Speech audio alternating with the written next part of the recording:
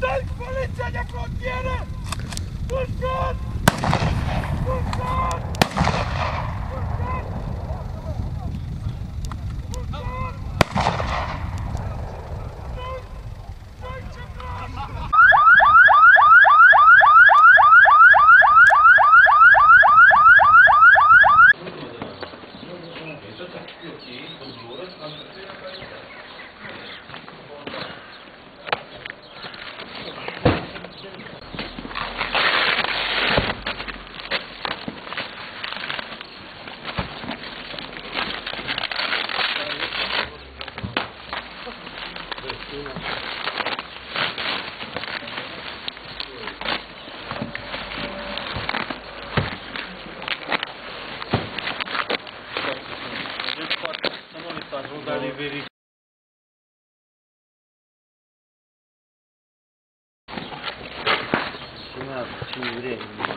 Nu, e suficient să lăsați un carton sau un bac să am pus. Dacă lipsește...